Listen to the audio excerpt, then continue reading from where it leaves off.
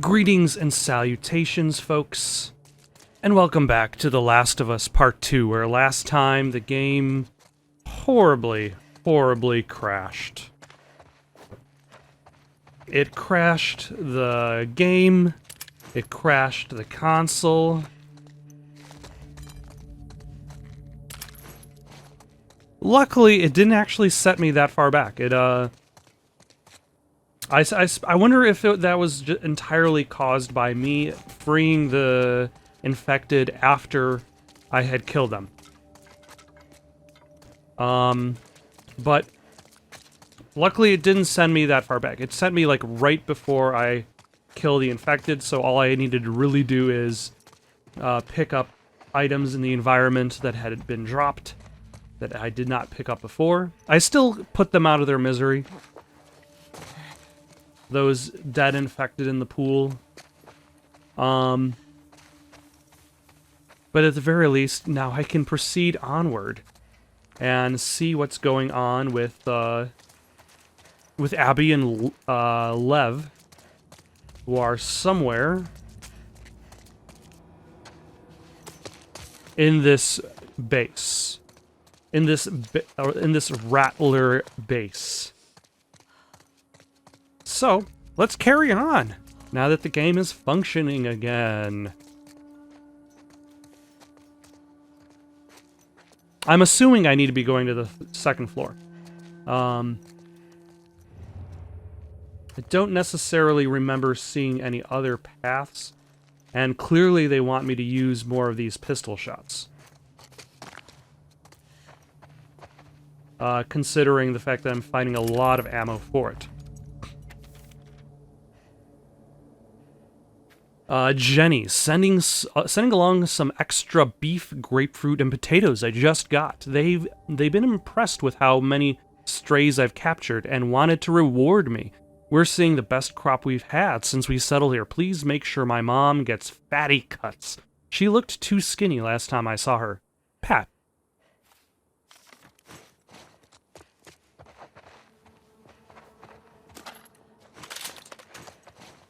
All right. Full up on rifle bullets. I already have a big old knife, so I don't necessarily need this baseball bat.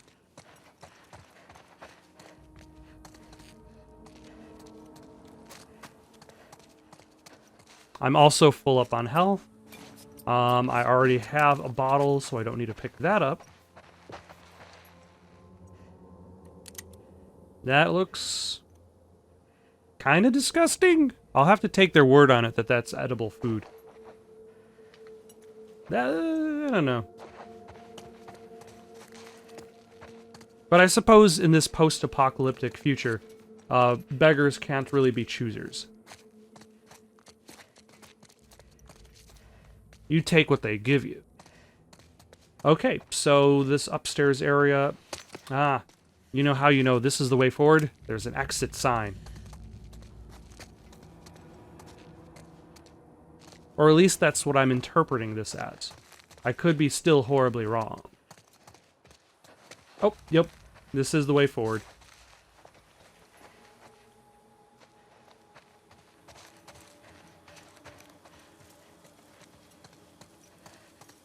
We've been hit. What happened? I don't know. It's gotta be a fucking stray. Shit. Spread out. Guard the tower. Huh.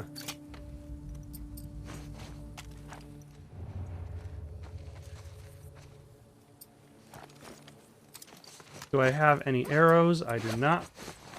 Can I make any arrow bolts? No, I cannot.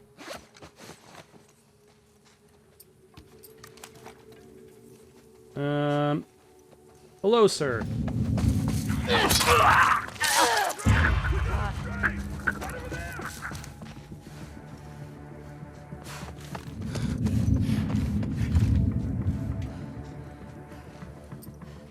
Okay.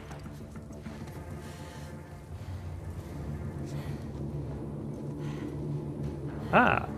Why, hello, sir.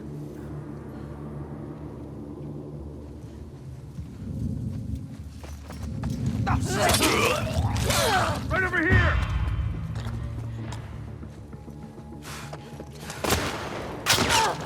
Yeah. How very rude of you. You got it! Oh, hello.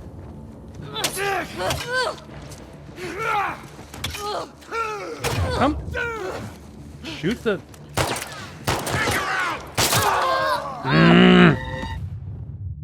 Pulled out the gun, but did not shoot him in time.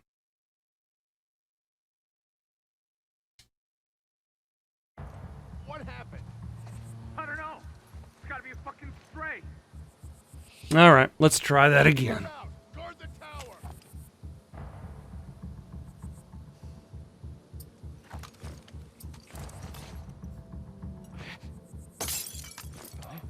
I heard something. I'll check it out.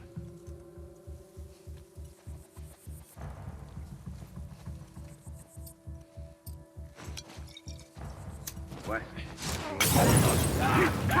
Ambush!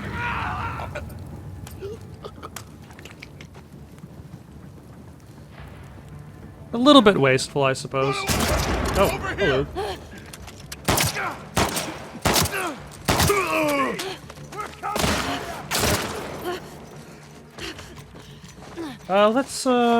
Let's double back to this section. Because we can.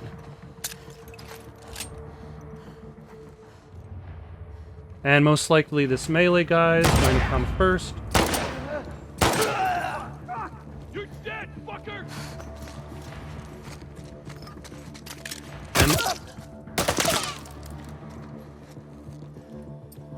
Am I? Or are you? That was a good idea. For execution.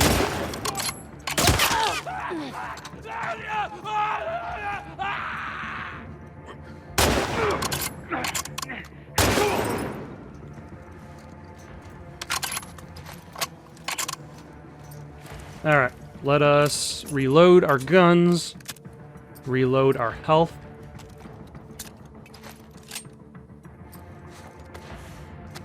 Can I make another health kit? Yes, I can.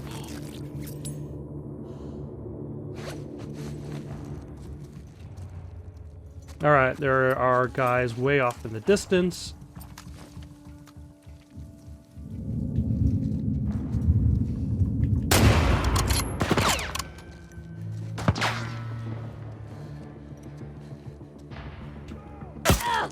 Oh, come on.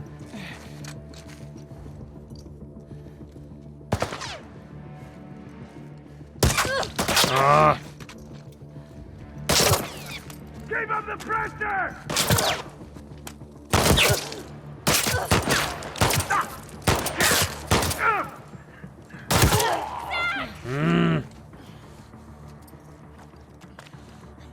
Alright, I guess I'll use another health kit.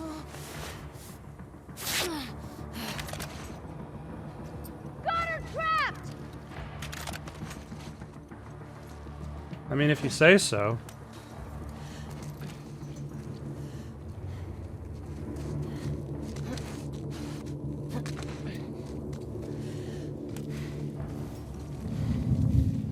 Where? Oh, hello.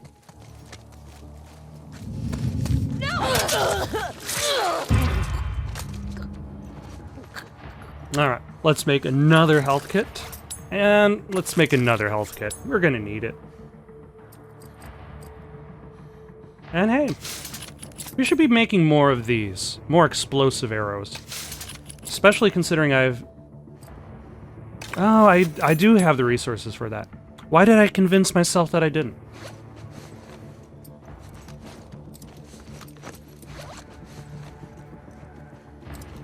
Well, now's probably not the best time to use that gun.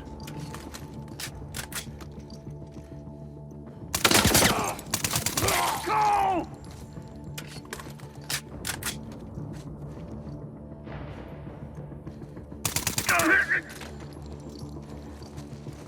Is that it?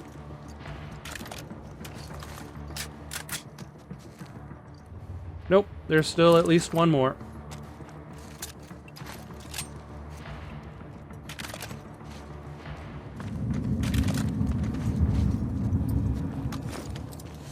Alright, let's see if I can actually snipe this guy. Great.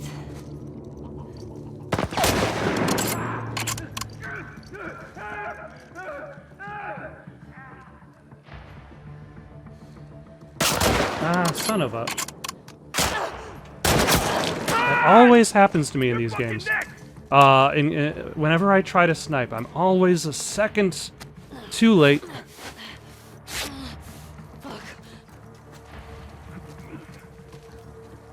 Up there!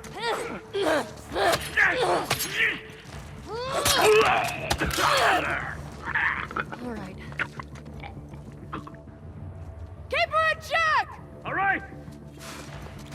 Alright. How many guys are there? There!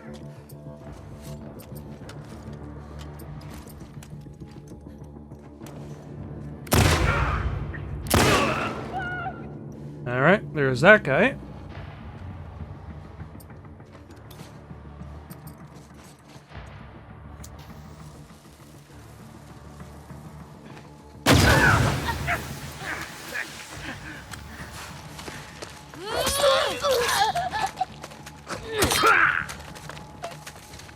Alright.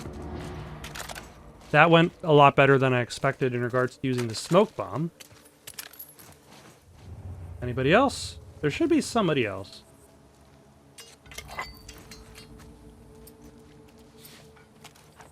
Because Ellie has not said anything. And she always likes to announce when she is by herself.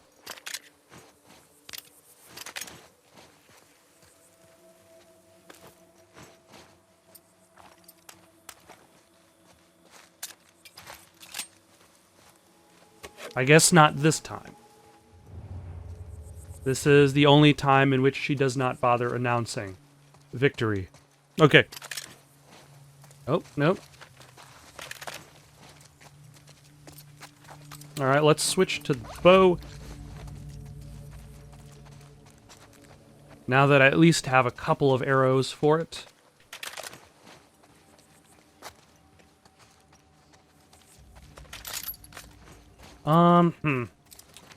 Alright, actually, I didn't even realize the shotgun was so unloaded.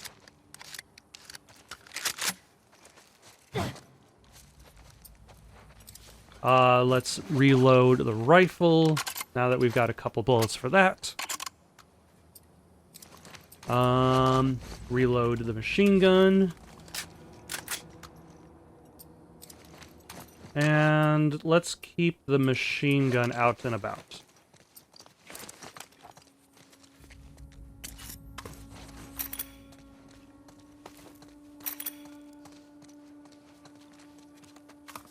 Got some full rolls of duct tape going on. Excellent. Another shotgun shell. Ooh. I wonder if they were playing themselves a heated game of beer pong. For some reason I was going to say flippy cup, but that is clearly beer pong.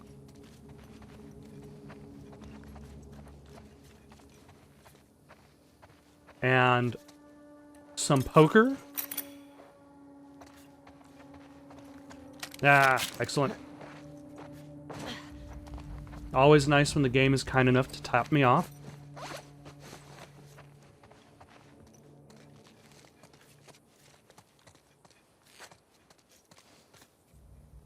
I just went in a circle. So where is the exit of this section?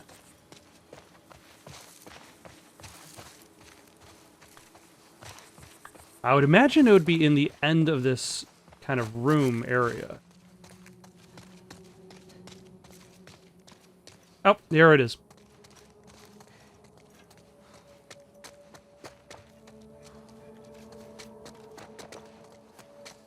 So what are they necessarily protecting other than their own prisoners? They seem to be more interested in La Fortaleza?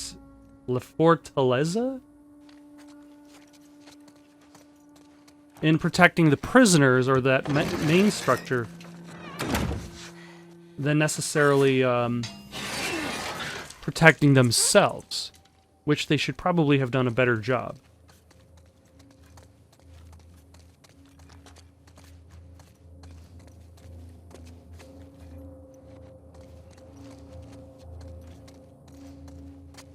Anything else? Nothing else. Let us move on. Oh! Prison cells! Hello, ma'am. Ah, yep, there's her side.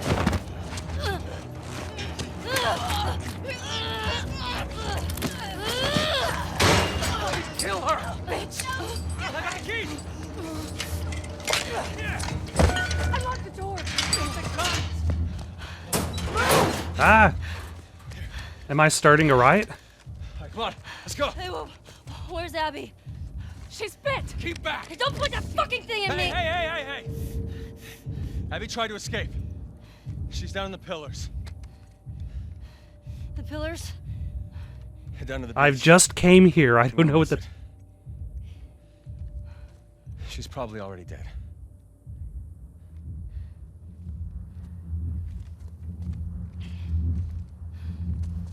Come on. Yeah, if you worry about me being bit, I'm probably going to be dead for other reasons, due to tree impalation.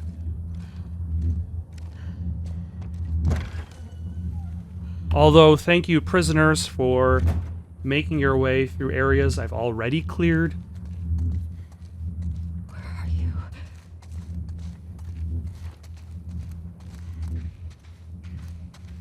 Now, here's the thing. Abby's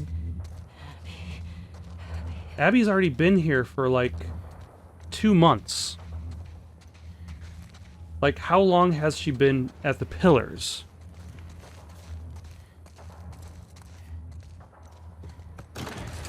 What has happened to Lev? Lev is in the same condition that we left him in. Also, Ellie, you have bandages, you have health kits.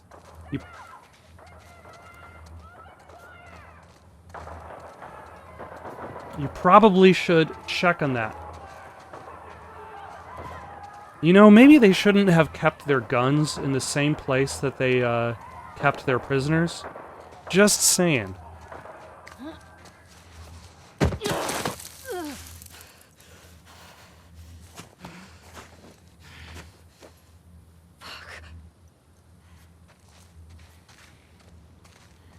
Here's a question. Let's say an infected person has a specific infection, like a different infection, before they become a zombie. Do they still maintain that infection? Like, let's say they have hepatitis B, or they have AIDS, or they have some sort of blood-borne illness. If they bite somebody, do they transmit not only the fungal infection, but do they also transmit the infection that the previous person had before they became a zombie? Like, if a zombie bites Ellie, she's immune to the fungal infection, but would she still be infected by... Oof. Holy. This is,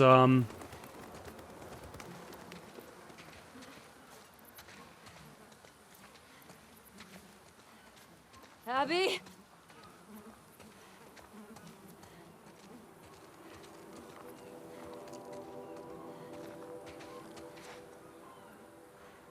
Yeah, this is basically crucifixion.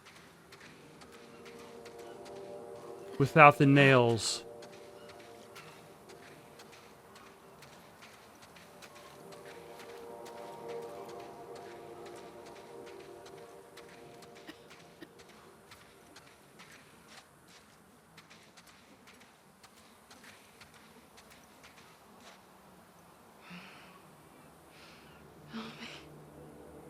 Please.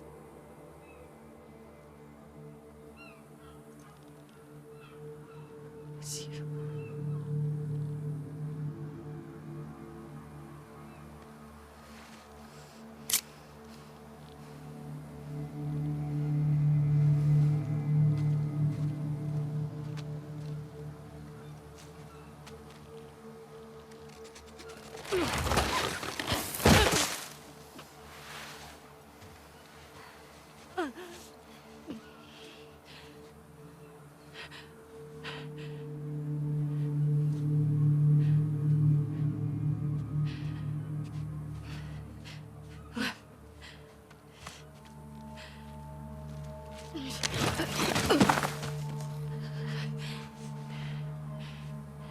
Abby.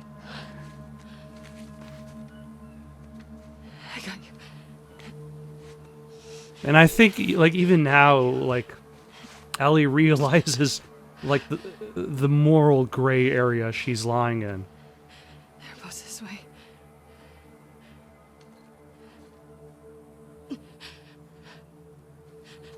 Like, Abby's not necessarily saying, please let me live. She's offering just, like, come on, we're in the same shit now.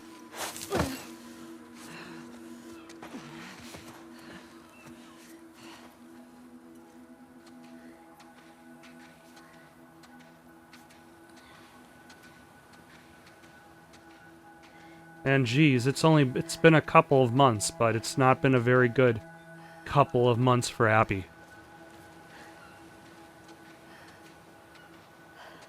She has lost a lot of weight.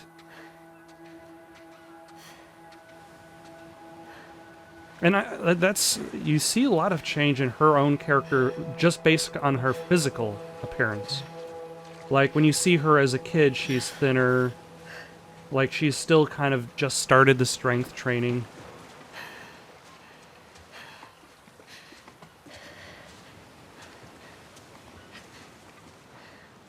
And then when you see her as an adult, she's like a rock.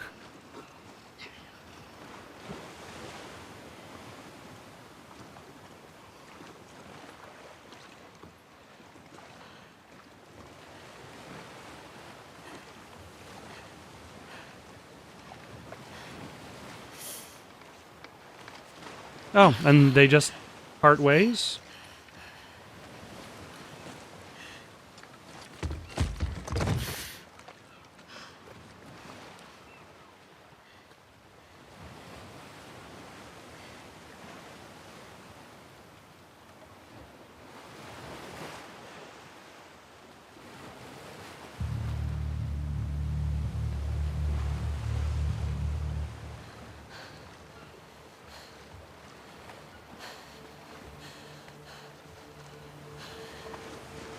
I can't let you leave.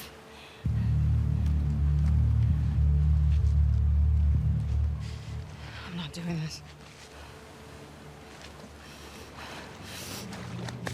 No.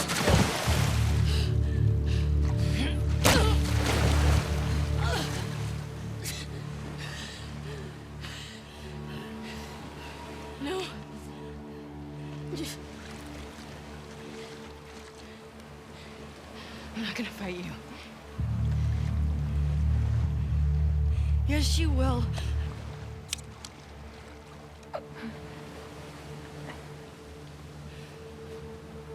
He's not a part of this. You made him a part of this. He did shoot Tommy in the leg, but Ellie, what are you expecting? Okay. Like, this is almost close to the finale of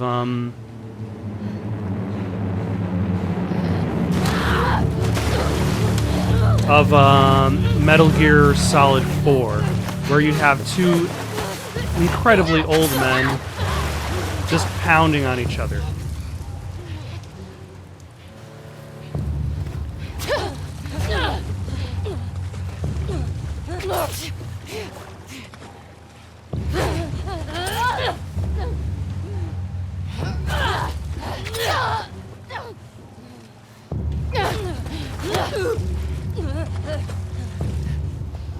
Yeah.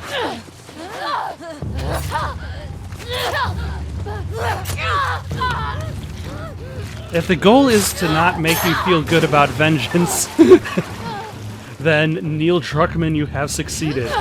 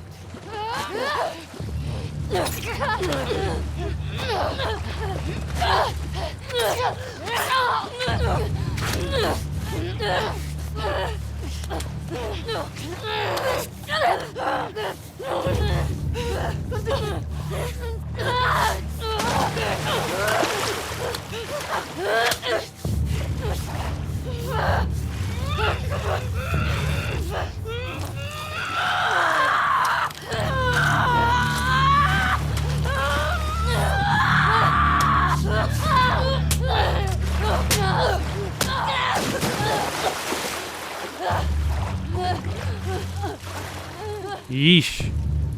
Like... These are not people at the top of their game.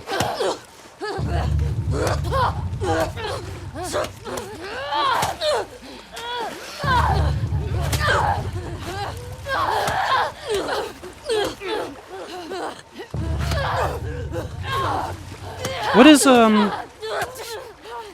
there another final boss fight where they're just, like, extremely tired? Death Stranding. Which, like, ends with, like, a big fight scene between, your character, Sam Porter Bridges, and, the villain. And, he's, like, they're just exhausted.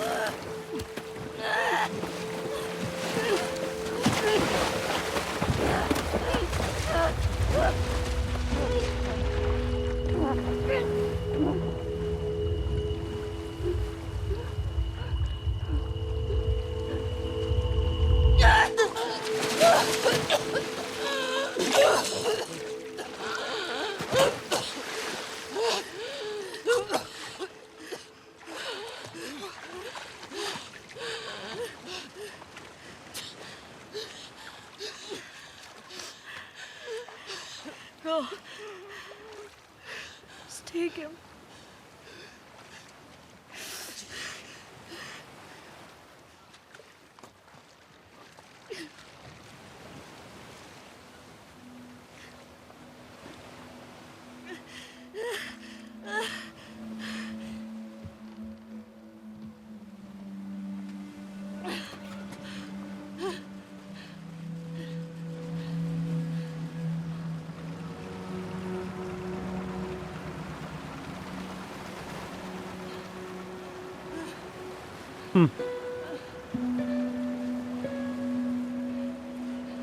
And I suppose that's the thing. If you're supposed to have sympathy for Ellie's quest, then in the same time you're also supposed to have sympathy for Abby's quest. They're both monsters in their own fashion.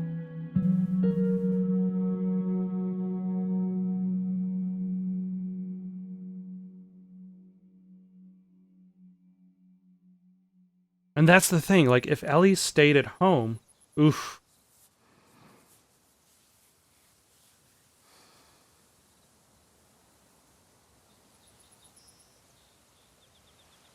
Yeah, she's...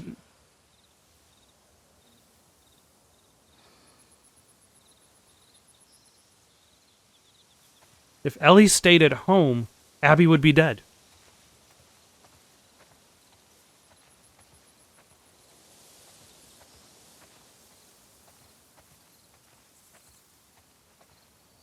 Because here's the thing, like, none of Ellie's actions directly affect Abby's path in her main quest. She still would have become an enemy of the wolves. And then she would have returned back to the aquarium. She might have escaped with Owen. She might not have.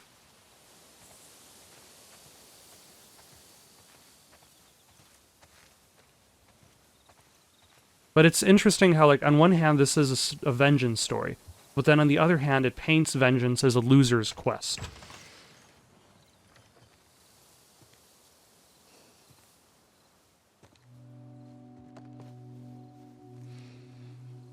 And it looks like Dina has moved out, possibly back to Jackson.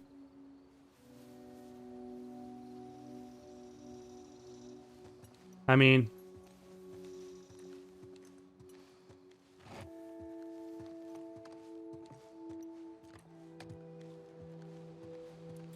what else would Ellie have expected? There's probably a note somewhere.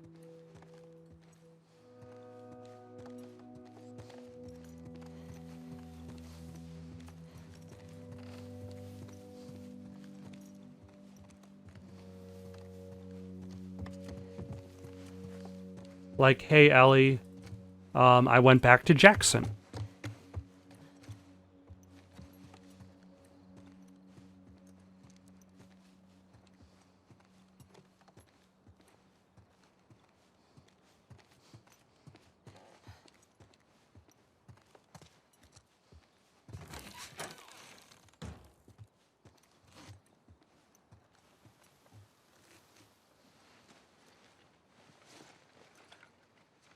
Oh, but she left all of Ellie's stuff.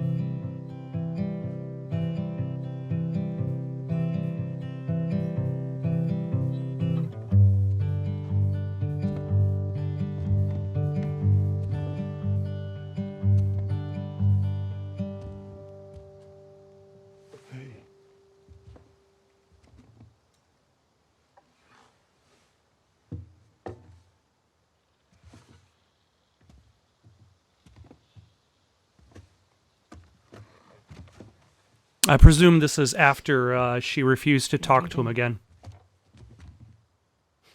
Coffee. It's a little bit late for coffee, but Where'd you get that? Those people that came through last week. Oh. A little embarrassed as to what I had to trade to get it, but it's not bad.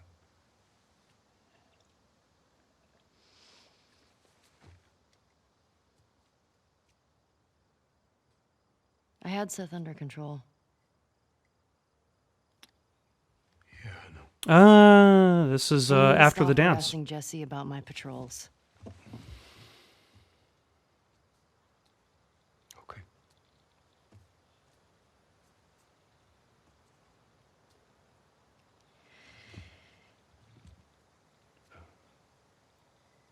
Dina. Is she your girlfriend? No. No, that was just one kiss. It doesn't mean anything. She just, I don't know why she did that. But you do like her.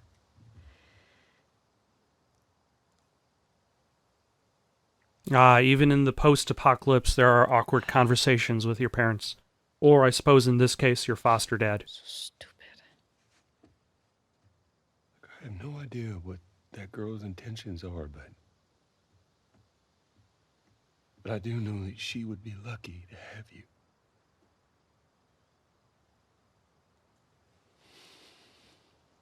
You're such an asshole. I'm not trying to. I was supposed to die in that hospital. My life would have fucking mattered. But you took that from me.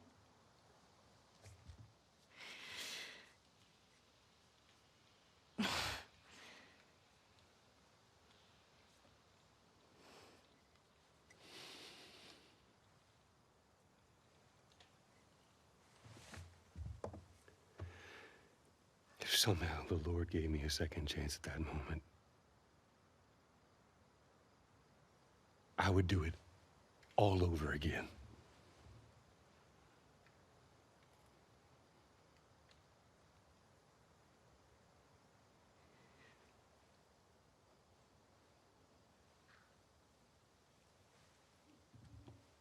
What is the line from Game of Thrones?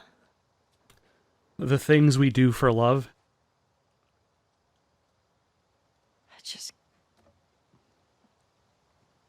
I don't think I can ever forgive you for that.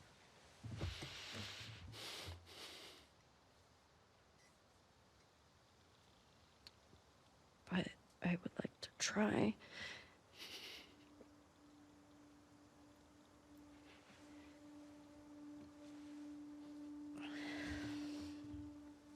I like that.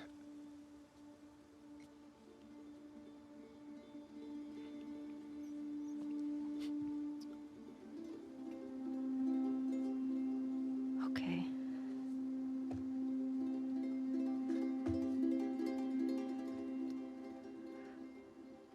I'll see you around. Yep.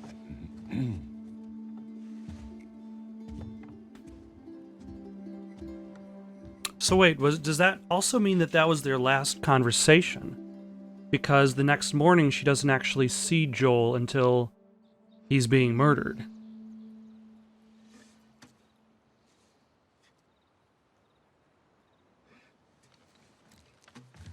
And maybe this kind of leads to the idea that if she could forgive Joel, maybe Dina can forgive her.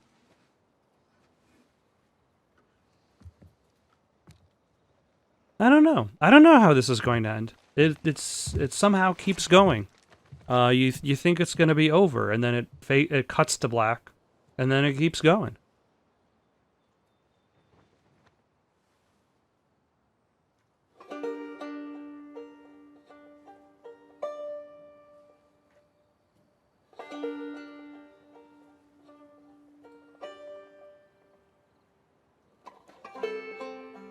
Now, if Ellie is walking out of the house as the camera pans out through the window, then I give incredible props to the cinematography. If not, still good. But if so, then that would be really cool.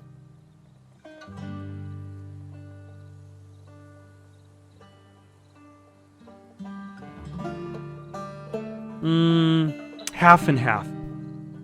Like, the camera would have had to leave the house. But the desire to show the guitar and Ellie walking away.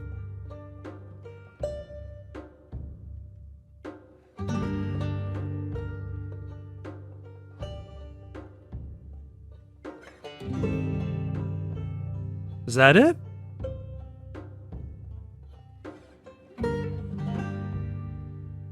All right. I guess that's it. That's The Last of Us Part 2. Wow. That was a game. Alright. Alright. So there's something that I've been saving up specifically for this moment that I wanted to talk about. And I suppose I'm going to talk about it first, before I really go into my little review of the game itself. And that is the idea of the terrible things that ordinary people can do. And And that's something you don't really see much in Last of Us Part 1. In Last of Us Part 1, you fight cannibals, you fight people who, like, ambush you on the side of the road, you fight rapists, you fight cannibals, you fight criminals. You generally just fight terrible people. One of the reasons why Joel kind of gets seen as a good guy on his way across the wasteland is not because of his actions, but because he has a child with him. And that's something you don't really see amongst the gangs you're fighting. You don't see any children, you don't see any women, just bunches of dudes who cannibalize people and munch on them. This game is a little bit different. This game, you see people, you see them, you see the wolves with their families. You see the children, you see Manny's father, a little bit sickly. You see the notes that the wolves leave to each other, the notes that the Seraphites leave to each other. There's more of an importance on the idea that the people you're fighting aren't necessarily monsters, per se. They are not evil people of evil intent. They are ordinary people who have found themselves to become monsters, perhaps despite their best intentions. Like, even when you get to that Rattler camp, there's a note that you find where the Rattler's like, I hope my mom eats some food because she is looking a bit thin last time I saw her. But at the same time, that Rattler has to accept the fact that they kidnap people they find on the road and possibly string them up to die, let alone the enslavement of those people to do work for the Rattlers. If you accept the fact that the wolves are taking care of adorable doggos and building a base for their family to live, you also have to accept the fact that the wolves essentially gun children down in the street as an act of a message, and that people like Abby rationalized that behavior because of the war against the Seraphites.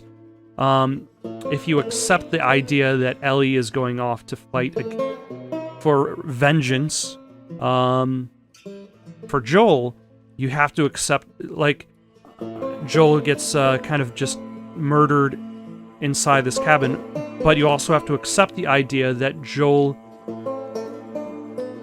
may or may not have killed the world, considering the fact that he prevented a vaccine from even being researched, let alone developed. Not to mention the killing of all of the Fireflies in that hospital. Before then, the people he had been killing were largely like the Fedra people over at the zone where you start off with, infected, cannibals, David's crew. But then when Ellie gets threatened with death, he goes off on the Fireflies. And that's the thing. You have all these seeming, like, the trauma that has impacted the world has kind of escalated the horrible things that normal people do. But I also kind of see this as kind of like a reflection of modern politics too. Like, think about like the ordinary person who might have political beliefs that go against groups of people, or let's try not to be so vague. There have been plenty of people who have died by police this past year. The idea that and there are people that rationalize those murders. There are people that rationalize, what was his name? Kyle Rittenhouse? His killings over in Kenosha. And the fact that you have these seemingly ordinary people with seemingly ordinary lives rationalizing murder. That's what I think is interesting about the villains that you fight, and even the heroes that you play as, is ultimately you're rationalizing their behavior, even though their behavior can be quite monstrous. Some of the attempts at doing this, like I don't think that necessarily the calling out of people's names as they die necessarily enabled that. It's when somebody's like, "No, not Zach." Like, I feel like that was an attempt at humanizing the villains that you're fighting. But what I felt humanized them most was seeing them outside of combat. Because you have both views of the characters, because you have the notes to kind of see them outside of the combat. Like...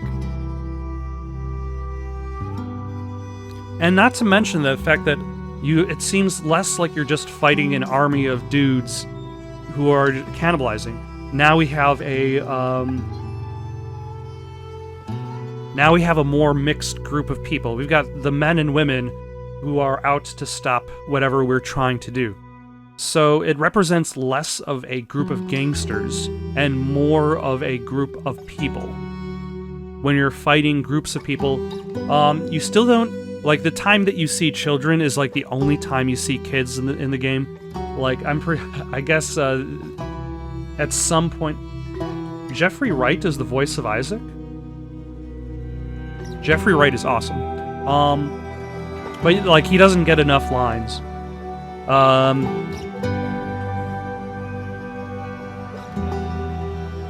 Like, I'm pretty sure a decision was made somewhere in the development of the game, like...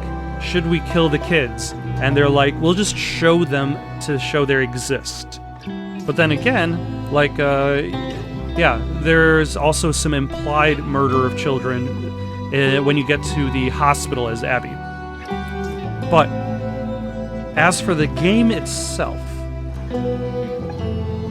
I enjoyed it. I thought it was pretty good. I feel like it did a good job of maintaining what you would expect from a Last of Us game. It didn't necessarily try to add a whole bunch of features as much as it like refined the action element of the game. If I was going to have any complaints about the gameplay itself, the complaint I would have is that there's like the transition from Ellie to Abby is a bit like a step back. Abby has less equipment than what Ellie finishes with. Abby has less skills than what Ellie finishes with. So the game slows itself down too much. Like, the game does have a kind of like shifts in pace, purposefully. You're fighting monsters, fighting them around the world, and then it slows down. Maybe it's for an emotional reason, maybe it's for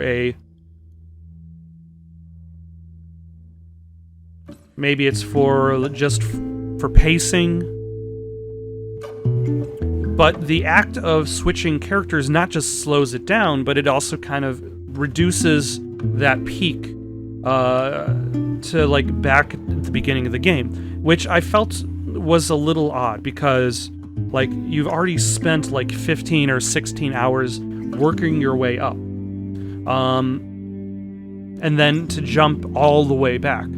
I felt like there needed to be a bigger difference between Ellie's campaign and Abby's campaign. And Abby's campaign does eventually become different, especially when you arrive at the hollowed out building and you've got bad guys coming out of the walls and you've got multiple guns going on, including the flamethrower. And especially when you get into the basement of the hospital, it becomes more unique in comparison to Ellie's campaign. But as it starts off, it just becomes a slow... It just feels like a slow version of Ellie's campaign. So I felt like the transition gameplay-wise could have been much more interesting, especially since it takes several hours playing as... That doesn't happen until day 2 for Abby, that she goes across the bridge to the hospital. Also, Abby's story is less motivated by her own desires, or should I say, by something she has to do as much as she has to do for somebody else. So she's kind of like motivating somebody else's story for her own emotional purposes. It allows her to have a little bit more growth as a character, but it also means that she's more of a support character for Lev and Yara. A poor, wayfaring stranger Is this from the first one? traveling through. I think this song is from the first one. Did they record it again for the second one? There is no sickness, no toil, nor danger in that bright land to which I go.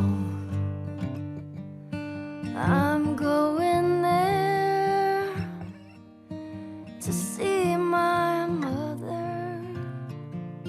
She said she'd meet me when I come. I'm just a going over Jordan. I'm just a going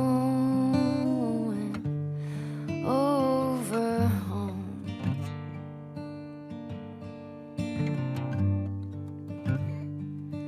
I know dark clouds will gather around me. I know my way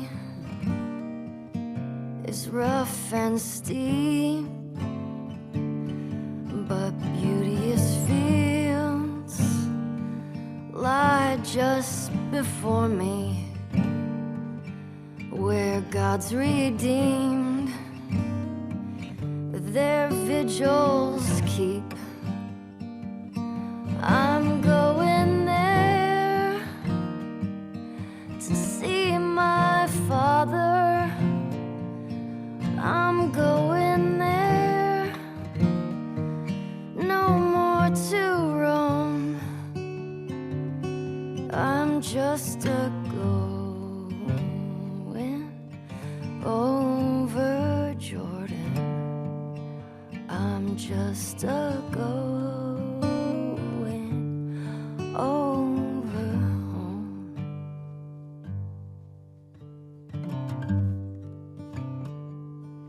I'll soon be free from earthly trial. This body rests in the old churchyard. I'll drop this cross of self-denial and go singing home to God. I'm going there to see my Savior. I'm going there, no more to roam. I'm just a going over Jordan. I'm just a going over home. I'm just a going over Jordan. I'm just a going over home. I'm just a going